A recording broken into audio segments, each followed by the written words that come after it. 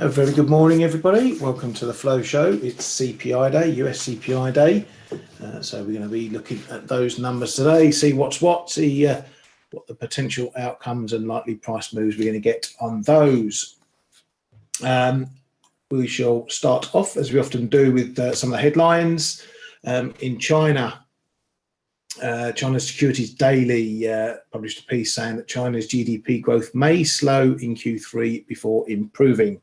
So that's likely a bit of a heads up for us. Over in Japan, some interesting comments from BOJ's Noguchi, saying that the biggest focus is whether wage hike momentum will be maintained or not.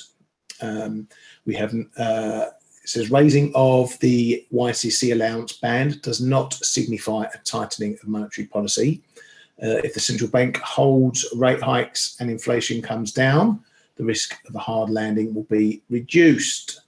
So he's in the camp that if they hike rates and maybe hikes significantly, then they will create some economic problems. Says when inflation expectations are in a stage of rising, some flexibility is needed to continue easy policy under YCC. And speaking back to wages, says 3% nominal wage growth would correspond with a 2% inflation target. So he's put in a bit of a number on how they might get to target as far as wages are concerned. However, says he cannot be optimistic about the acceleration in wage growth. On yields, says longer-term yields rose to 0.8%, mostly due to US yields. So palming it off onto a dragging effect on what we've seen in US yields, putting pressure on JGBs. Now, a bit of an interesting comment. We had rumour that they may be hiking their fiscal year 2023 inflation forecasts, and he's all but confirmed it by saying we have no choice but to raise our inflation forecasts for fiscal year 2023. So we all know those are now going to be going up. The rumour was that they were going near 3%. We have to see what that means. Currently at 2.5%. Do they go 2.7, 2.8, 2.9? Who knows? On the price front, we've had some PPI data out from Japan as well. A little bit stocky on a month, down 0.3%. Year on year, a bit softer, only rising 2% versus 2.3 expected and 3.3 prior. So a bit of softening there from in the PPI front for those guys. Also had some core machine tool orders coming in there, looking a little bit softer than expected, down 0.5 on a month and worse on the year, down 7.7%. So much like we've seen in some of the other manufacturing data coming out of there, as the rest of the world, that side of things still not looking too hot. RBNZ's OR says the official cash rate needs to stay restricted for the foreseeable future. Out some comments overnight, pretty much plugging the same stance that we already know from the RBNZ. Over in the Bank of England, and we've had birds from both sides of the nest out. Dove, BOE's Dinger saying only about 20 or 25% of the rate hike impact has been fed through so far. If the economy falls by much more than it's expected from here, a cut may happen sooner. There we go. We're getting on to the cut talk from her. Chief Economist Peel at the Bank of England says it's a finely balanced issue if the BOE still has more to do, and that UK inflation remains too high. Again, on the data front, we've had some mixed data out, really. GDP numbers for the month showing an improvement, but as expected, up 0.2% on the month, following a negative 0.6% previously. So growth back in the positive zone. The 3-month rolling GDP, you can sort of count that as a 3-month quarterly number, 0.3% again as expected. However, not such good news in the industrial production and manufacturing production numbers. Some strong negatives on the month, down 0.7 for IP and down 0.8 for MP. The year-on-year numbers also looking much softer as well. So again, industrial manufacturing sector, as we know, in a bit of a slump at the moment, and that's now being confirmed in the hard data. Right, back to the central bank drivel. It's still coming out in floods. Will somebody make it stop? ECB's the cost feels more confident that the trajectory of inflation might lead us to target. There is a negative GDP reading possible for Q3. His preference is for QT to remain gradual and predictable.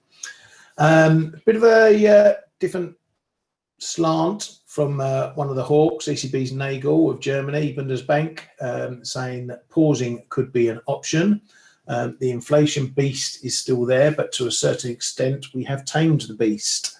The Germans are always in the most hawkish camp, but that's a little bit of a easing of hawkish rhetoric. One could call it dovish even, as far as Nagel is concerned. Another hawk, Kazakhs, who's turned recently, saying, reaffirming that current rates are appropriate to reach 2% inflation in the second half of 2025, but we can't close the door on hikes. He thinks we should discuss, or they should discuss, an early end to PEP reinvestments, i.e. increasing QT, etc. ECB's Wojcik doesn't see the need for rate hikes if the outlook holds. Another hawk, Hawky Holtzman, says could see stronger inflation than expected. Says nothing should be excluded on the rate path. ECB's Makhlouf says if we need to raise rates again, we will. ECB's Wunsch says maybe we've reached the peak in interest rates. If inflation meets forecast, no more hikes will be needed. Over to the Fed and those clowns. Fed's Bowman ready to act if inflation is seen increasing again. Tighter financial conditions allows for a bit of patience. Fed's Waller says higher for longer rates are seen pushing up longer term yields, which are now coming down again. Issuance clearly has an impact on yields. Very bullish on the economy, says we could see Q3 GDP growth of over 4% and says the economy is really booming. Not so sure about that, but it's not busting either. So we shall see whether he's close to the mark on those GDP forecasts. Also says financial markets tightening will do some of the work for us. So again, really reiterating what a lot of these guys are saying, that financial conditions are doing some work for them, as are the higher rate expectations, yields, so on and so forth. Almost like a rate hike, if some are to be believed. Fed's Bostic, stalling inflation would signal the need to do more. Now, he was one of the first pausers on it. I'm not saying that that's a real hawkish twist to his comments. It's more a case of what would get them hiking again, because he has been fairly neutral and pausey of late. It says elevated wages are following inflation, not leading it. Well, I guess that depends on what the inflation rate is. Real wages are now positive, so if they remain high, they're going to influence inflation at some point down the line. Fed's Collins, we are likely close to or possibly at peak rate. Too soon to say if the core inflation is on trend for 2%. We may have to hike again if the data calls for it. We also had the FOMC minutes out, which largely passed under the bridge without much fuss. The long and short was that all officials agreed the Fed can proceed carefully and that rates should stay restrictive for some time. So nothing new in that that we hadn't already heard, or from the FOMC or from the ton of Fed speakers since. PPI data was a bit of a surprise yesterday. pretty volatile in the end, really. Headline PPI coming in 6 pips higher, beating last month, beating expectations, jumping to 2.2%. The core number as well, up 4 points over expectations and 2 over last month. So it's always worth noting that PPI can be a bit more volatile than CPI, but it certainly put us in the upward camp, which got the market a little bit jumpy. We're going to see it's not going to be such a surprise today if CPI is higher after those PPI numbers. But I think the price risk is pretty well balanced both ways on that. Let's have a look at the CPI due today, just so we know what numbers we're talking about. So CPI expected to drop a pip to 3.6%. The core expected to drop 2 pips to 4.1%. Okay, so now after those PPI numbers, the market it won't be so much of a shock if CPI went up as opposed to if PPI was down and CPI went up. Same formula really, probably look at this 2 pips either side of the number. Outside of that, we get a bigger reaction. So if it comes in 3.4, 3.8, anything around that or outside of those numbers, then you're going to see a bigger move in pricing. Same for the core. If we go higher than last month, 4.3, then that's going to be a little bit more hawkish, if you like, for the Fed. If we're below 4%, say 3.8, that will take some of the pressure off. We could have a situation, it's worth noting also that these can move not necessarily in the same direction. We've seen it where CPI came down and core was still going up. So it's not a question that they both may or will move in the same direction. We could see CPI going up and we could see the core confirming at 4.1%. So that we also need to keep an eye on as well. But as I say, the reaction yesterday in prices over that PPI data was very telling. We were talking about it on Face. I was favouring hitting a dollar rally. I didn't get anything, any levels that I was happy to hit. So I was looking at maybe dollar yen up to sort of this 20-30 zone, which it managed to get to overnight. Not when I was doing the data, but I didn't get anything, as I say, that tickled my interest, didn't hit any of my levels. But the reaction was pretty much the same. We got euro dollar, we got some dollar strength initially on the data, but it didn't last. And then what happens is we go and we make fresh highs and then we turn it around.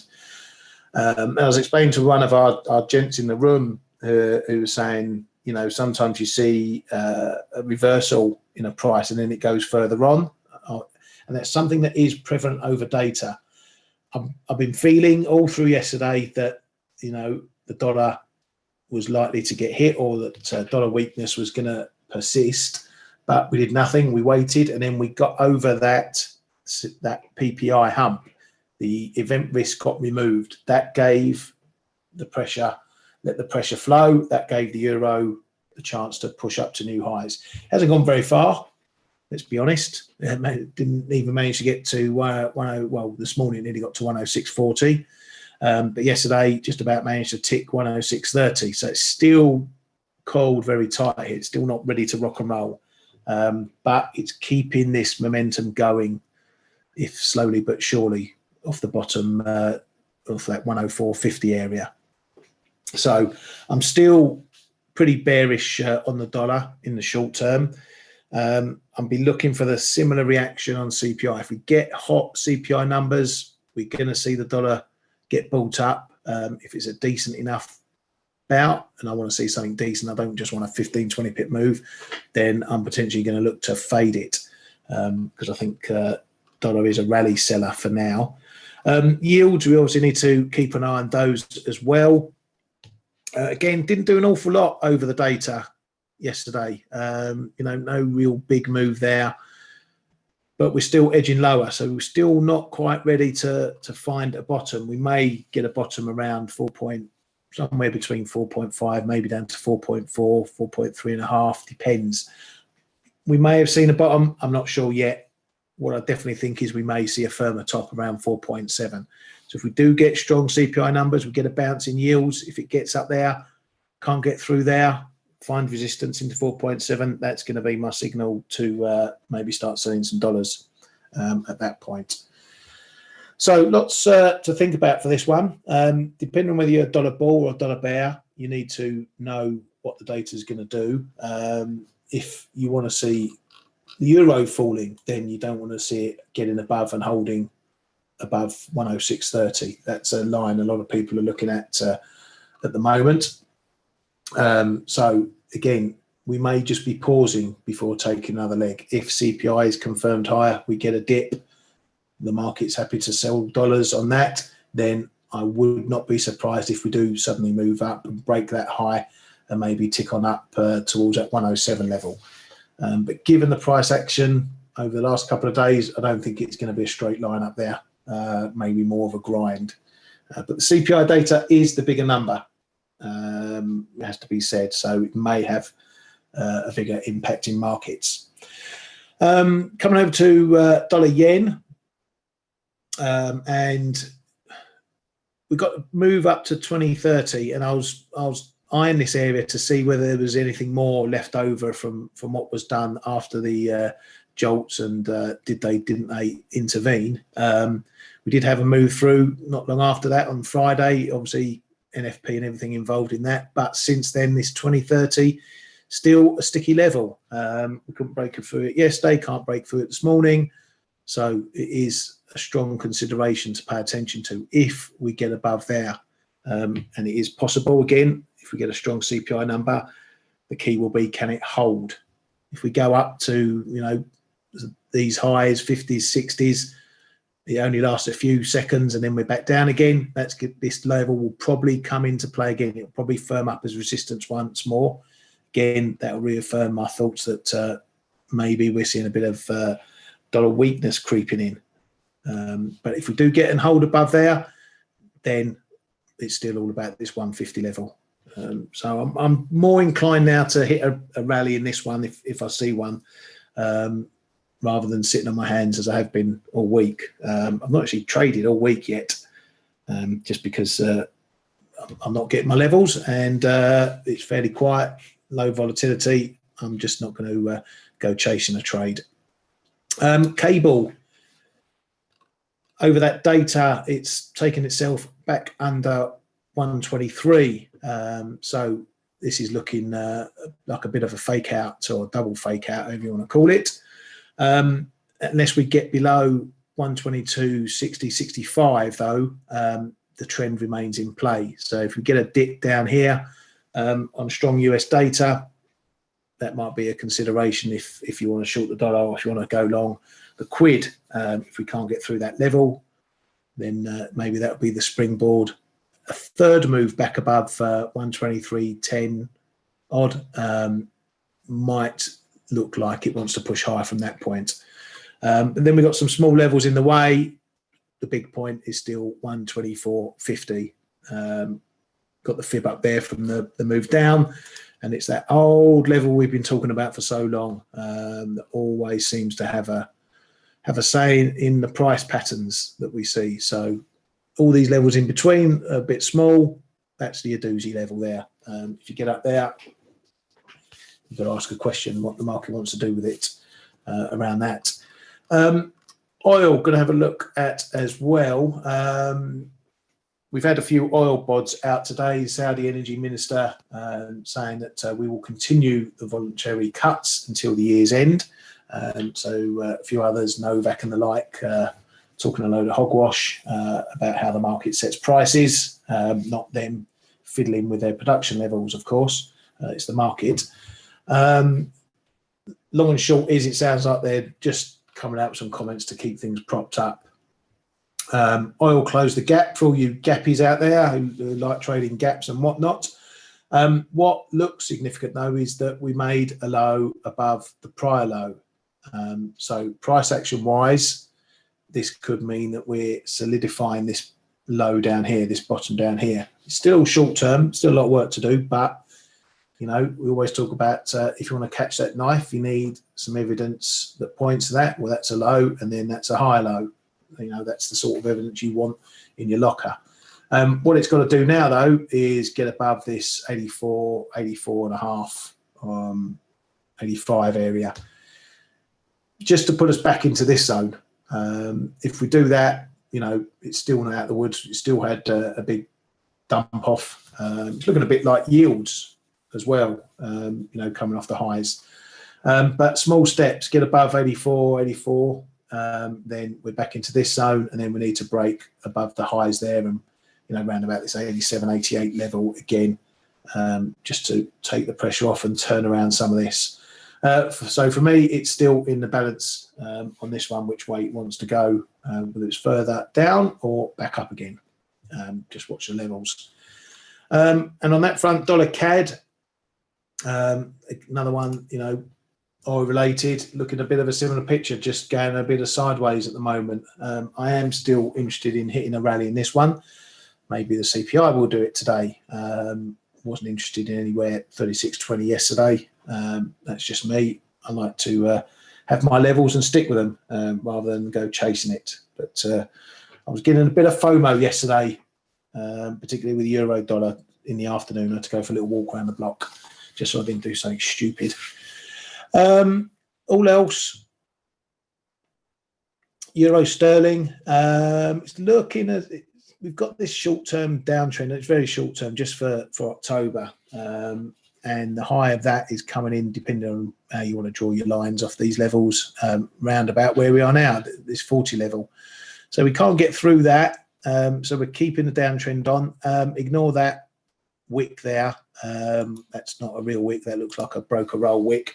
So the low was about 16. I'm still interested in the 86, 86, 10 level for a potential, just a short-term little scalp off of that level. But I am mindful of this trend.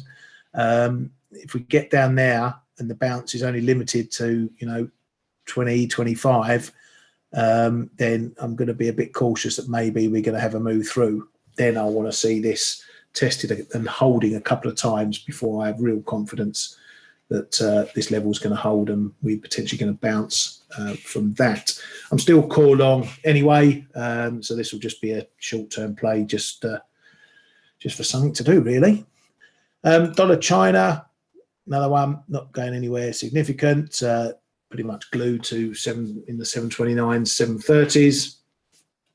That press piece about their GDP, not bringing out any moves any which way. On that one, dollar MEX, everyone's looking at this. Has the carry trade ended? Well, it doesn't look that way at the moment. We're seeing, you know, that's a significant move off that resistance there. I know Blake and Kay pointed that one out. It has been very strong, you know, but it hasn't undone the trend just yet. 1740s, 1760s areas again, so these old levels are going to show up. 1740 is probably your main level. If it bounces off of there, then it will look like just a refresher. And if we get another move to 1850, I'd be there. I'll be cautious then about whether we get a break of that one. But yeah, it's been a decent move. But when you compare it in the longer trend, you know, not even getting to the 38.2. So all your carry traders from up here, all your shorts from up here aren't worried about this. Everyone who was jumping on late on the carry trade around here, they're worried about this, which is likely why that accelerated higher as well, because all these lot panicked and got out. But if you've been sitting in it a while, you're not worried about this move just yet. You'll start getting worried if we get above the 38.2 and challenging the 50. And again, if we get up there, maybe a break of the 38.2, you might again see a bit of an acceleration, because all those in this area who are short on this pair on the carry trade will start to maybe park some stops in, maybe just above the 50 fib, that sort of area. That's when you get an acceleration. So the touch paper may have been lit for this one. We have to see whether it's fireworks or not just yet. Come on, folks, help me out here. I'm on my lonesome. Let me know what you want to talk about. I know you're all here. There's 48 of you sitting here watching. Yeah, some of you must have questions to ask rather than me waffling on about stuff on my own. Gold. Got close. We've had a close move back up to that 1885 that I've been looking at. This could be a bit of a make or breaker for this bounce. Again, it's looking similar to a lot of, it's looking similar to a lot of dollar pairs, Euro, Cable, Aussie, even to, what was I talking about just a minute ago? Dollar MEX. It's this bounce after a significant move lower. It needs to take out the levels. If this is real, it needs to get through 1885 and probably as a confirmer 1900. Do that, we go back into this traffic zone, and this is just a short-term blip in what was going on in gold, which was pretty much sideways, as you can see. So that'll put us back in the range, maybe for more range trading. If we can't get through here, then like the MEX, we might see quite a decent pullback. If it gets back below, if that happens, it gets back below 1850, that's probably a bit of a break line. If it gets under there, it's probably likely to undo a bit more of this rally. And then we need to see what happens. Does it get back to the lows? Does it pull up short? If you're looking for tech perfection, if it's going to fail up here, you want it to pull back to probably somewhere like this 1832, find that as support, then you're going to get probably a kicker back towards the highs. So this is the line for me, 1885. That's my marker in this one. Aussie Kiwi, Gavin, good one. Let me see if I can find it. I really need to tidy up this crap I've got on my charts. Where is it? There it is. I need to put stuff in order. Yeah, that's looking like a little bit of a fake out. I know you were looking around this 1620 area for a bit of a long down here. You've had a bit of a bounce. It's not looking decisive, this bounce at the moment, though. It's got itself, close to getting itself above this trend line. If it does that, then maybe you get a bit more of a bounce down here. I haven't touched it myself in the end. But it's definitely looking like it's holding at least into the big figure. And I know some of you guys had some tech down here as well. But yeah, it needs to hold this trend line, get back above that trend line. We've had these little fake moves below before, and then right afterwards it's come back and held. So it needs to be respective, but can it get back to the magnet line at 108? At the moment, looking at the Chinese stuff as well, there's a bit of influence there. The way the market is now seeing Chinese stimulus as a positive, that will potentially play into a positive for the Aussie, but also for the Kiwi as well. Just Aussie being the bigger economy, we'll see the larger effect from that. So if things turn around more positively for China, then that's going to be another reason why the Aussie might get a spark of life in it.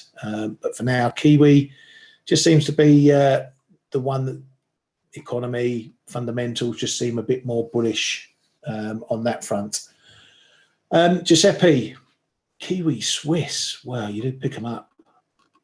I asked for it. Let's have a look at Kiwi Swiss. Oh, there we go. I've even got it on my chart. Let's see what I've got on there. So again, similar pattern, similar pattern to what we've seen dollar MEX, talking about big, strong trend, a bounce, hit your first significant level, can't get through it, and then you get a pullback. This one might have a bit more room, maybe down to the 53s on the Kiwi Swiss. Obviously, you've got to watch what the S&B are up to, because, they're lurking behind the scenes for any untoward moves. But the fact we pulled back from that, then bounced, then made a new low, it doesn't look too hot. I don't know what side you're looking at, Giuseppe, but this looks a bit more bearish now. You know, we've had that failure, the dip, the bounce, didn't get back as high, then we broke a new low. So we seem to be looking a bit more bearish in this one, but you know, the trend is still your friend from this one. I haven't got a fib on it. If I put a fib in it, it's probably going to come in around what, 53, 70s, 60s, something like that, the 38.2. So if you want to fib that one, that's your line really. Whatever that fib is, let's put it on. Come on, don't be lazy, Ryan. Now I'm going to just spend an hour trying to get the bottom there. Oh, come on, can you get it? Boom, there we go. I wasn't that far off, 53.88. So that's there. If you know, from one fib to another. So this is more short term. The other one's longer term. So as I say, if we get to that fib and it holds, then maybe you get to see a bit of a springboard. But then you'll need to take out this high, 54.75.80. If it doesn't, it keeps the pressure on. And if you dip from there and the fib goes, then you're going to be doing a bit of a step down. And then you're going to be looking probably low 53s, the 61.8, around that sort of area. That's your sort of line in the sand. If that goes, then you know, we're heading back towards the lows on that one. You're looking for a short, yeah. Well, you know, well, depending on your time frame, what you're looking at, you know where to be short. You know, got a level in here around 54.5, call it. Was a prior level. It's a bit wishy-washy now, so I wouldn't trust it that much. Although, let's have a look at the short time frame. You've got some signs that it's resisting again, but I'd be a little bit cautious on this one because it, as I say, it looks a bit wishy-washy now. So if you're going to look to get short, if you're not short already, up towards 54.70.80, above that, you don't need to put 100 pip stop on it. If it's off by 20, 30 pips, you know, maybe even less, 15, 20 pips, you know you're wrong. Or else look to see what happens against the fib. You can always go for a break. If it goes straight through it, then I'd wait for a confirmation, maybe a bounce back to the level. If that holds, then that gives you a chance to get into more shorts or get into a short. Or else you wait for the bounce. If it bounces, see what it does up top, see where the resistance comes in. As I say, if it can't quite get up there, if it hits that level and holds, then you've got a bit more conviction in the level, and then you look for a move back down there. So yeah, it's all a watching game, Giuseppe. You know, we'd all like it. If you're short, you all want it back down here, but that's not how markets work. You've got to work out what the market wants to do with it. You know, we might find a bit of resistance, a bit of support just coming in just on the basis of those prior lows there, but it's all round about the 38.2 anyway. Pound Kiwi. And you have to let me know. You know, I know a lot of you people trade all the, I won't call them exotics, but pound Aussie, pound Kiwi, and the like. What is it you see in those pairs that you like trading? Is it the volatility? Is it the techs? They have a good tech market. You know, because liquidity-wise, you're trading fairly low liquidity pairs. You know, there's not a huge amount that goes through these pairs, which can be, you know, a bit of an issue if you do get a shock. You can get a bigger outsized reaction. But it always interests me why people pick these pairs. As I say, is it a volatility thing? I mean, it doesn't matter what you trade. Once you learn how to trade properly, and that's not guessing, that's knowing how to manage a trade, not necessarily be right or be wrong, but know how to trade against the levels. It doesn't matter what asset you trade. Knowing, you know, that's a support line. Doesn't matter whether it's pound Kiwi, pound gold, lean hogs, orange juice, whatever. Doesn't matter. Support is support. Prices are prices, whatever happens. But yeah, let me know why you trade it. Looking low liquidity, but looking to see patterns. So low liquidity means you're looking for bigger moves then when you do get a move. You know, compare it to something like euro dollar where, you know, it can sit in a 20 pip range all day. something like this, you're going to get bigger volatility perhaps and bigger ATRs and that sort of thing. But in the meantime, yeah, I mean, that's looking pretty clear. Again, another one coming off a big trend lower. You know, technically that's perfection. Hit a low, bounce, match that resistance, come back down, test the low. So now you know the range. So already I can tell you what's going on this, or why I think is going on in this one. There's your range. 2.0270s, 2.0580s. If you want to trade in between that, fine. You can short up here, you can long into there, so on and so forth, back and forth, play the ping pong. But you can also go with a break. So even if you've been short and even you've got short bias, you can still go long, because technically you break above there, then you're potentially going to see some more upside. And if it holds, then that gives you a confirmation. Same on the downside. Break below it, you can either go with the first break or let it come down, bounce. If it holds that level again, that's your confirmation to get into shorts or add to shorts, and then you look for a further move down. But yeah, nice technical looking picture on that one. Devon as well, look at them the same way as everything else. Zones, PA, etc., etc. Yeah, that's fair enough. I've been trading full time for, what's it, nearly 13 years now. And when I first went back to trading full time, I was looking at everything. You know, I would be going through all these pairs, looking for this, looking for that. You know, I had a hand in everything. But often I found I was looking at so much and not doing anything because I was waiting for this, waiting for that. And then, you know, this is just me personally. I can't look at 30 different pairs looking for opportunities hither, thither, because you look at one and you miss another. But, you know, doesn't mean I don't trade them. There's plenty of times when you guys will highlight something, or I'll just happen to see something like this. You know, this might get my interest just because we've got two big levels. It's simple to trade. You know, nothing complex about trading this one in terms of the techs. But yeah, and I guess over the last 10, 12 years, I just found I don't need to look at 80 different pairs to try and get my pips. I can just stick to, you know, 10, 15, which is enough on itself, and everything else, all the assets as well. And but as I say, it doesn't matter. You don't have to look at 30 different pairs to trade. You can look at one pair. The price action is all the same. The moves all the same. You get bounces, you get drops, you get support, you get resistance. So for those who are inexperienced, because I know one thing is a lot of you look at pairs to try and get a trade because you want to make a trade. But it doesn't matter what you trade. If you've got the fundamentals of trading right, knowing how to manage a risk, knowing what to do against that level or this level, and knowing what to do about not getting involved in the middle. If you know how to do that, it doesn't matter what you trade. You can trade any asset at all. The mechanics of trading is simple. What becomes interesting is why might the pound move? Why might the Kiwi move? That's when you bring in the fundamentals, the central banks, economies, that sort of thing, because that then tells you why this might break or this might break. That's what makes trading interesting. But yeah, if you want to keep it simple, I would say most people, you know, and lesser experienced people, stick to 4 or 5 pairs and maybe a couple of assets. S&P, like everyone likes to trade, or gold. Stick to 4 or 5.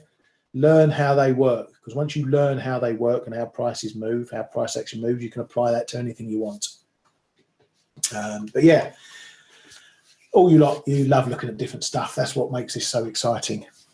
Right, anything else for anything else before we move on? And I'll call that a day. Gavin says, learning one setup in and out then can be applied to any instrument. Yeah, exactly. It's all the same. There's buyers, there's sellers. And trading, you know, it's a 50-50 game. Price either goes up, price either goes down. That's it. You know, you don't get those odds even at a casino. Pound Swiss, we'll look at that one for you, Sab, because I know you wanted to look at it yesterday. Oh, why am I not scrolling? Let's see what the magic tells us on this one. have a quick look. Right, what are you looking at? You want to go long on this one? Okay, well, what have we got going on here? We've got a bit of a support area, haven't we, around here? It's fairly tight. I mean, this is looking almost like, and those who remember, this is looking almost a bit like when the S&P had their pegging at 120 in Euro Swiss, where it just walked along the line but didn't really bounce. This is looking very strange. You know, it is holding this support area down here. Maybe there's some official interest for this one. Who knows what the S&P are up to? So that's your risk level. You know, you've got one line. You know, you might have your own level where you want to tighten it up to. Let's, you know, my line's at 110.5, call it. So if you want to long it, that's where you want to long it, and you're 22 pips off, but you're going to need to be very careful on the break. We've had a couple of goes, it's held, but if it breaks, you don't want to find yourself down at 108 thinking, what do I do now? So you can keep a fairly tight trade against this one. These MAs are probably a good marker at the moment in where you've got to get above. So you know, at the moment, if you get in, let's say you get in at 110.60, then you're really only looking at 160 odd pips. That's where your risk level comes in. You know, if you don't get through that, that's potentially your maximum profit you're going to make. So if you're going to be longing in here, you want to be chopping some of the trade off up to this level. And if you hold this level, if you get up here and these prior highs and you can't get above, then you've got a question to ask. Maybe you just bring your stop up behind it into profit. So if it does come back down, okay, you get stopped, but you get stopped at profit, not at a loss. But yeah, it's looking a very strange chart, this one. I've got to say that. No real bounce at all, no real volatility compared to some of the other pairs. Let's come back a bit further, see what's going on. Yeah. So again, it is a bit significant, but I don't like the lack of bounce. That's my only concern.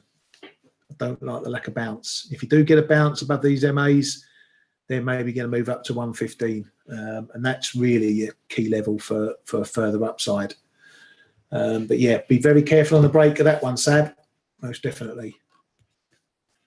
Yeah, Darren, when it will happen when you least expect it.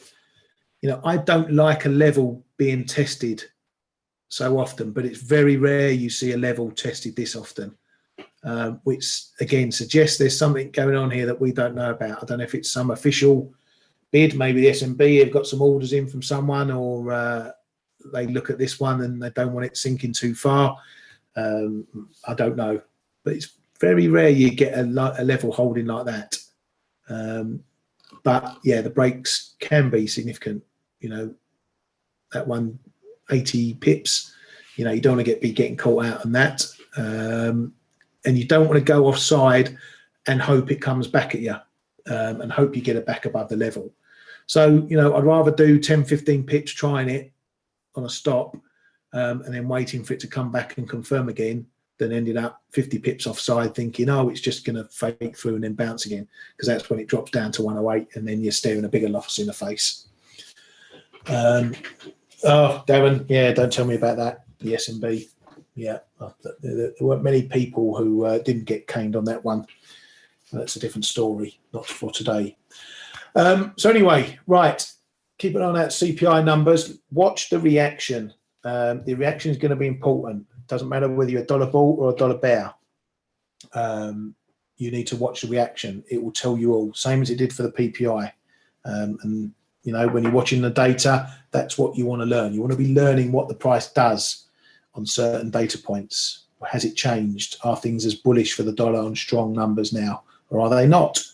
And we'll get to see what happens later. And tomorrow we shall review it all and see what happened. Hopefully no burnt fingers from you guys. Have a great rest of your day. Thank you for joining me on the Flow Show, and thanks for all your valued input. get your pens and papers out. Let's get some more questions coming in tomorrow. Otherwise, you're just going to be listening to me again. Have a great day, everyone. See you all tomorrow. Hey traders, this is Blake Morrow with ForexAnalytix. Thanks for stopping by our YouTube channel. Don't forget to like these videos, share them, and subscribe to our channel so you don't miss any of the content that we provide here for free. Thanks for stopping by. I'll see you in the next video.